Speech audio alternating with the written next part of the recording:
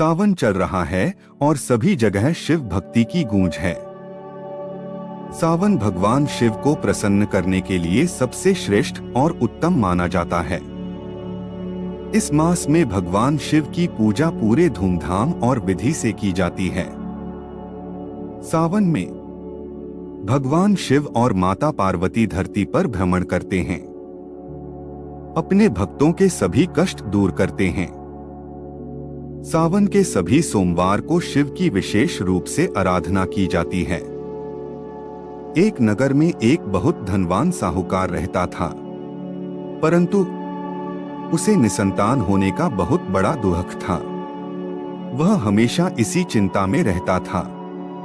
पुत्र प्राप्ति के लिए वह प्रत्येक सोमवार को शिवजी का व्रत और पूजन किया करता था, जिसकी भक्तिभाव को देखकर माता पार्वती ने शिवजी से कहा कि यह साहूकार आपका बहुत बड़ा भक्त है।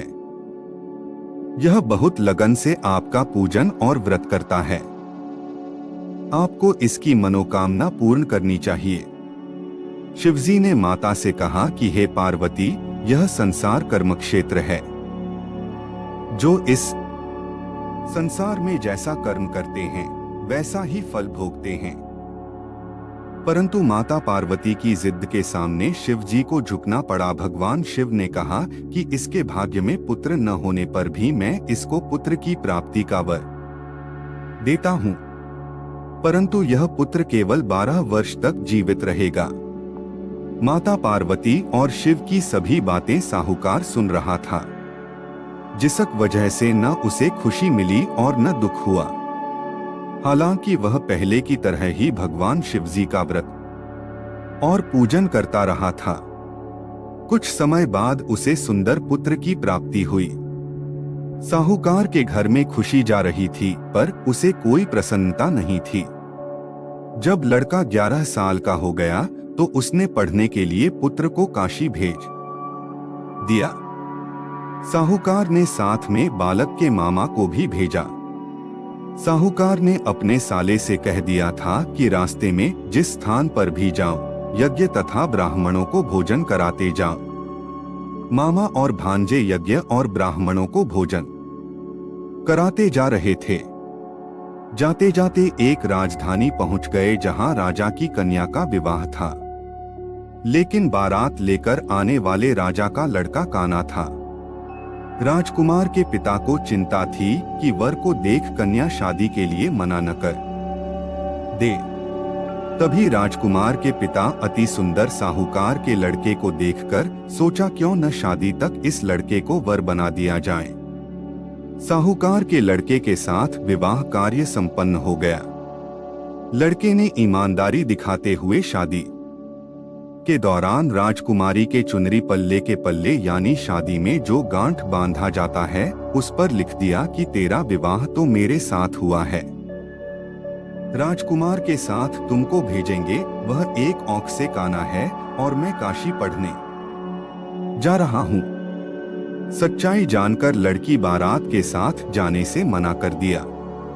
काशी पहुंचकर साहूकार के लड़के ने पढ़ाई शुरू कर दिया था। जब लड़के की आयु 12 साल की हो गई, 12वें साल के दिन लड़के ने मामा से कहा कि तबीयत सही नहीं लग रही है, फिर अंदर जाकर सो गया। सोने के बाद लड़के के प्राण निकल गए। जब मामा को पता चला तो वे जोर जोर से रोने लगे। संयोगवश उसी समय शिव और माता पार्वती उधर से जा रहे थे। रोने की आवाज सुनकर माता पार्वती का हृदय व्याकुल हो गया। उन्होंने कहा कि बालक जीवित करिए, वरना इसके माता पिता तड़प तड़प कर मर जाएंगे। माता पार्वती के आग्रह करने पर शिवजी ने उसको जीवन वरदान दिया, जिससे लड़का जीवित हो गया। लड़का और मामा यज्ञ और ब्राह्मणों को भोजन कराते अपने घर की ओर चल पड़े।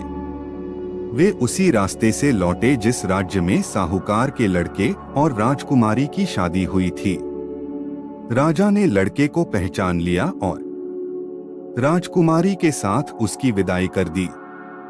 जब लड़का घर पहुंचा तो माता पिता घर की छत में बैठे थे और यह प्रण कर रखा था कि अगर पुत्र नहीं लौटाती तो वे अपने प्राण त्याग देता।